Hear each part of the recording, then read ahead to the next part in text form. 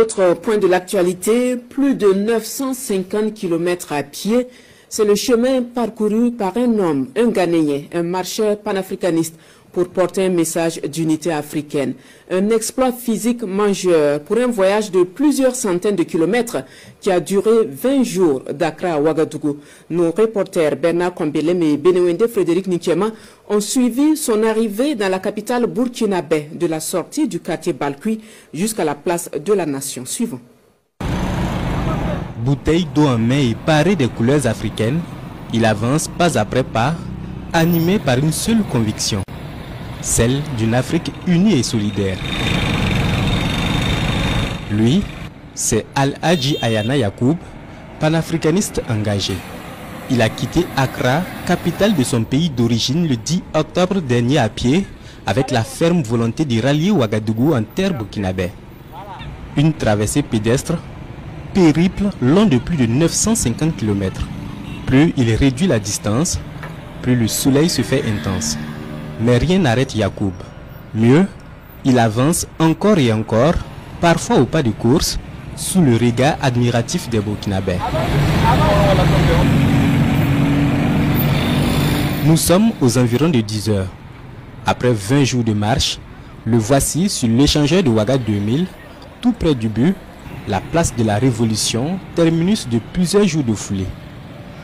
Rond-point de la Padoua, Samandin, Bilbalogo, Yacoub aperçoit enfin son point d'arrivée.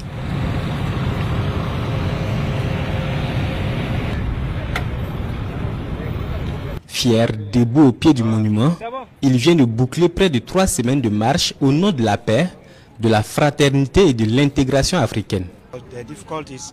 Ce n'était pas facile, mais au nom de l'amour pour l'Afrique, je l'ai fait. J'avais parfois les pieds enflés, mais grâce à l'assistance médicale de l'ambulance qui m'a accompagné tout au long du trajet, tout s'est bien passé. Nous sommes un continent riche qui a besoin d'unité pour se développer et rayonner dans le monde. Si nous y parvenons, ce sont les Blancs eux-mêmes qui viendront tenter l'immigration en Afrique en quête de l'Eldorado.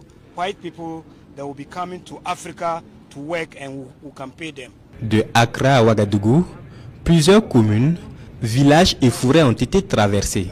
Et Yacoub garde encore en mémoire les noms.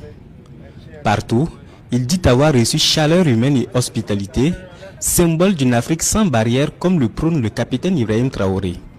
C'est dire que cette expédition pédestre est un gage de soutien au président du Faso dans sa lutte pour la souveraineté et l'émancipation africaine.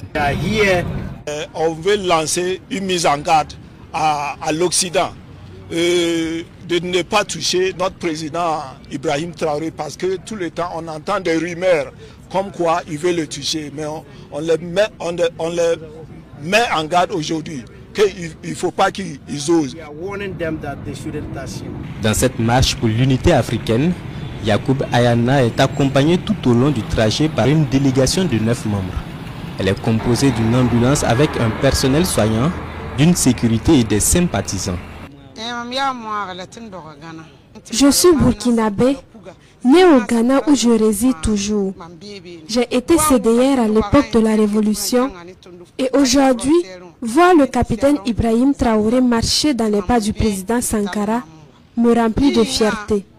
C'est pour cette raison que j'ai choisi d'accompagner Yacoub dans cette marche. Celui qu'on peut désormais appeler le marcheur panafricain dit souhaiter rencontrer le chef de l'État, le capitaine Ibrahim Traoré, le ministre des Affaires étrangères, le